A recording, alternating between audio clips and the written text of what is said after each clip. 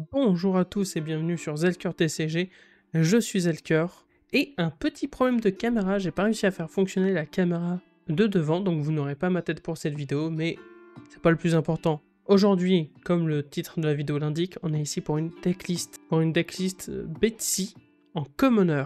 Pourquoi je vous présente cette liste? Eh bah, pour ceux qui suivent la chaîne, c'est évident. C'est la decklist que j'ai jouée pendant la partie gameplay contre le frérot. Il doit y avoir une fiche qui apparaît ici pour aller voir la vidéo ou alors ce sera dans la description. J'ai fait une toute petite modification dans le deck, je ne sais plus si c'est avant ou après l'enregistrement de la vidéo. Donc c'est peut-être pas exactement la même decklist, mais il y a bien 95% de la liste où c'est la même. Du coup, pour commencer, parlons du héros, donc Betsy, qui est une gardienne qui, dans ce deck, pour la philosophie du deck, va pas vraiment être un gardien pour le coup. Ça va être un deck plutôt aggro. Et son pouvoir, donc quand on wedge, on peut payer 2. Si on le fait, l'attaque va gagner +1 et overpower. C'est un effet qu'on ne va pas faire si souvent que ça. Ça va surtout être là pour finir la game ou pour nous assurer des golds. Parce que maintenant on va vite fait quand même parler de l'équipement. En commençant par l'arme.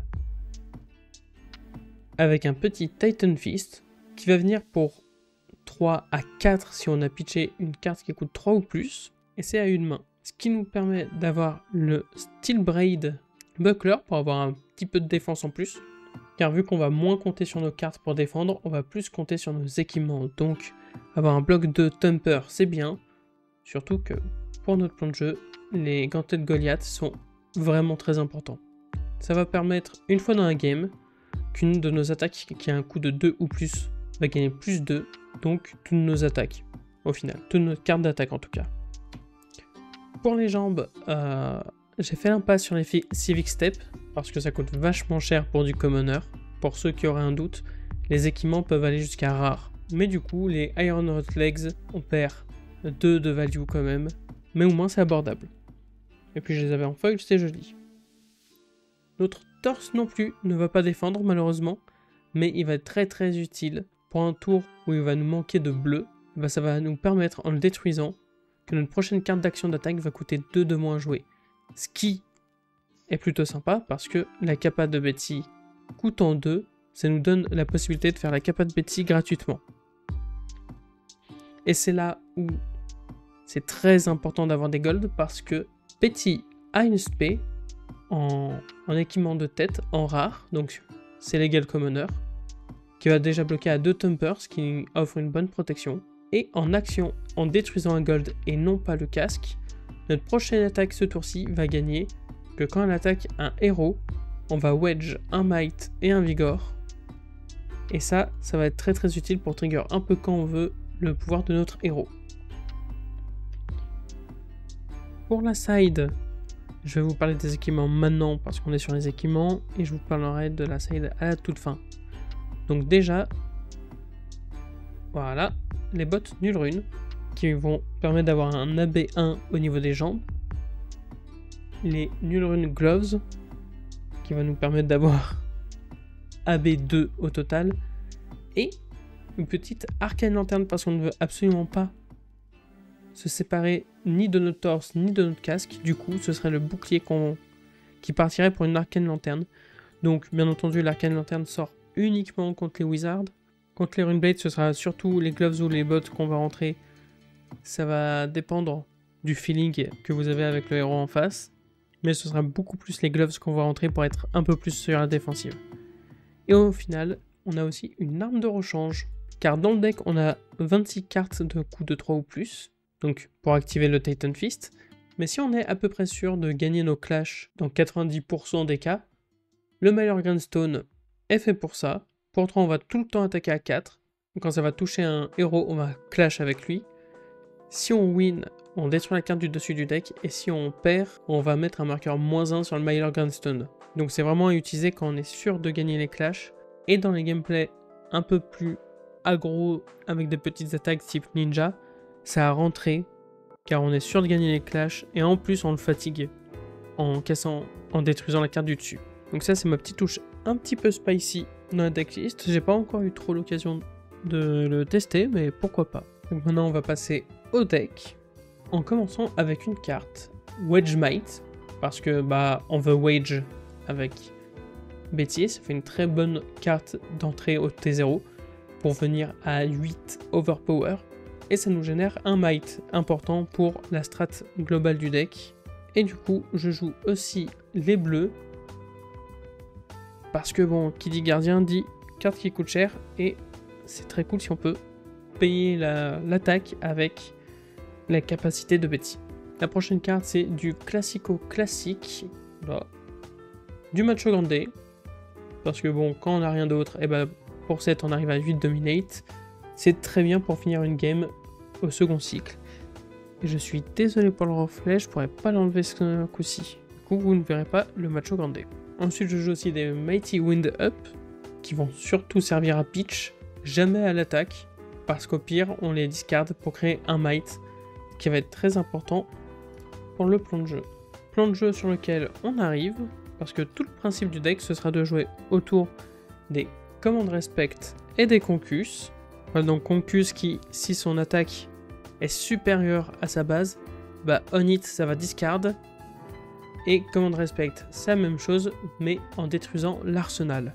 Du coup, ce qu'on veut, grâce au Wedge Might et au Mighty Wind Up, c'est d'avoir au moins un Might tous les tours, ou le plus souvent possible en tout cas, pour au moins trigger ses effets pour que l'adversaire jette toutes ses cartes de sa main pour protéger soit son arsenal, soit sa main. Et du coup, pour ce faire, je joue les 9 Command Respect et les 9 Concus. Petite note, bien entendu, avec cette synergie, les Thump vont terriblement bien avec. Pour 4, on vient à 6, et si sa force est supérieure à celle de base, il a Dominate et Unhit, discard. Ce qui est bien, son petit inconvénient, c'est que ça coûte 4 et pas 3, donc on passe à 2 cartes pitchées. Je joue quand même les 4, et je pense qu'à terme, je jouerai les 9, et que je virerai les jaunes de Command Respect pour mettre les Thump à la place, qui me paraissent bien mieux dans le contrôle de la partie. Ceci dit, je n'ai pas les Thump jaunes actuellement, du coup pour l'instant c'est comme ça. Ensuite, pour s'assurer du coup d'avoir le plus sain, et ça se marie encore mieux avec Thump, je joue 2 pintes de bière brune. Pour 0, ça va créer un Might et un Vigor. Le Vigor va permettre de payer le 1 de plus du Thump en plus d'une bleue. Et le Might pour activer tous les effets. Qui dit effet quand on pump, ça a moins d'intérêt sur Thump, mais sur Command Respect et Concus, ça fonctionne très très bien. Des pummels. Alors pour ceux qui ne savent pas, pour 2, c'est une réaction d'attaque. L'attaque ciblée de marteau ou de gourdin gagne plus 2, ou une carte d'action d'attaque ciblée avec un coût de 2 ou plus va gagner plus 2, et si elle touche le héros défenseur, défausse une carte. Ce qui est très très bien parce que du coup ça va pump, ça va activer les effets, et sur un concus ça veut dire qu'il va se défausser de 2 cartes si ça touche. Donc c'est très très fort. Et je joue les rouges. Petite anecdote, je n'ai pas ouvert une seule pummel rouge sur mes HP1, en tout cas pas de souvenir, je ne les retrouve pas. Du coup j'ai dû utiliser celle de Miss Veil, et du coup j'aurai 2 pummel rouges japonais dans mon deck. Ensuite, pour continuer avec le boost, j'ai un lead with power bleu, je ne joue que les bleus. J'essaye, voilà, là ce sera mieux. Pour 1, notre prochaine attaque de gardien ou brut va gagner plus 1, et ça va créer un might. Donc pour 1, on active l'effet de concus et de command respect, de thump aussi, et en plus on crée un might pour le prochain tour pour avoir aussi le bonus. Et donc 2 bleus, parce que plus 1 suffit à activer mes effets. Ensuite, dans un souci de bleu et de pump, j'ai choisi de jouer les sluggismes, état de choc, uniquement les bleus. C'est une action pour 3, la prochaine carte d'action d'attaque avec un coût de 2 ou plus que vous jouerez ce tour-ci va gagner plus 4, ce qui est une bonne bleue, et en fin de partie ça peut vraiment faire la différence. Vu qu'à ce moment-là on n'a plus que des bleus, c'est plus facile à jouer. Finalement, on arrive à la génération des golds. Il y en a très très peu, mais il faut juste qu'il y en ait un qui passe et avoir un gold pour la fin de partie ou le moment clé. Et pour ça, j'ai des monnaies Yerwamouth Is, je joue les bleus et les rouges, je joue pas les jaunes, parce qu'il n'y a pas vraiment beaucoup de place, et les golds, j'arrive à en générer au moins un par partie, donc ça me va. Donc pour le rouge, pour 1, on va pump notre prochaine attaque de plus 3, et quand ça attaque un héros, on peut Wedge 1 gold. Et c'est là où c'est très intéressant, ça coûte 1, l'effet de Betty ça coûte 2. Donc pour une bleue, on fait un monnaie where your move is, plus l'effet de Betty. Donc c'est très intéressant, sachant qu'en plus, là, je l'avais oublié, mais avec la dernière vidéo gameplay, je m'en suis souvenu. C'est la prochaine attaque et pas carte d'attaque, donc même sur un marteau ça fonctionne. Et ça c'est très fort. Et du coup je reste un gardien, donc ma dernière façon de générer des golds, c'est avec les Test of Strength, qui du coup quand on défend avec, donc c'est une carte de bloc qui bloque à 4, qui quand on défend avec, on va clash, et le gagnant va créer un gold. Donc des fois c'est à l'avantage de l'ennemi, mais bon, on va dire que si on n'est pas sûr de gagner les clashs, on peut la side out, car en side, il me reste 2 emplacements, et ce sera aussi pour essayer de combattre l'arcane, parce que je suis assez faible face à l'arcane avec ce deck, mais ce sera les Oasis Respite qui sont toujours bons, et qui sont assez facilement échangeables avec les Test of Strength, si on est patient de gagner les clashs. Donc pour rappel, c'est un instant pour 1, qui va nous faire prévenir les 4 prochains dégâts d'une source. Et si nos points de vie sont inférieurs à chaque autre héros, on va gagner un PV. Et donc ça c'est ma très petite side, vu qu'elle se compose majoritairement d'équipements. Donc voilà, la philosophie du deck c'est vraiment d'être le plus aggro possible, de casser la tempo de son adversaire avec Concus en lui enlevant des cartes de sa main. Un Concus Pummel ça vous fait reprendre la tempo, et à ce moment là, si vous avez un gold, c'est le moment de finir la game avec une très grosse attaque. Sachant que du coup, le Macho Grande des Pummel est un coup qui fonctionne toujours, même en commoner, ce qui rend une main full bleue très viable. C'est que si je les mets là, vous les verrez un peu mieux. Je n'ai pas connaissance de toutes les communes du jeu.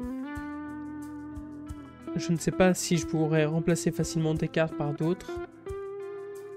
Mais si vous avez des pistes d'amélioration, des cartes à me conseiller, n'hésitez pas à le dire en commentaire. Je suis assez preneuse d'infos. C'est un deck, malgré le fait que je suis pas fan de la classe gardien, j'aime vraiment beaucoup la jouer. Surtout avec cet aspect assez aggro qui est plus proche d'un gameplay azalé, on va dire, que vraiment gardien. Mais en commoner, je trouve ça assez fun. Je pense pas que ce soit viable, mais avec les derniers bans, peut-être que ça le reviendra. Sur ce, je vous laisse ici. N'hésitez pas à checker en description. Il y a le lien du Discord FR de Flesh and Blood, où il y a même un chant commoner, donc si ce format vous intéresse, faites-y un tour. Si vous avez aimé la vidéo, mettez un pouce bleu, ça m'encourage à continuer, vraiment. Si vous voulez me soutenir, le plus simple, c'est de partager la vidéo. Et pour ne pas rater les futures vidéos, n'oubliez pas de vous abonner en activant la cloche, comme ça vous serez notifié dès la sortie d'une vidéo. Moi je vous laisse ici, ciao!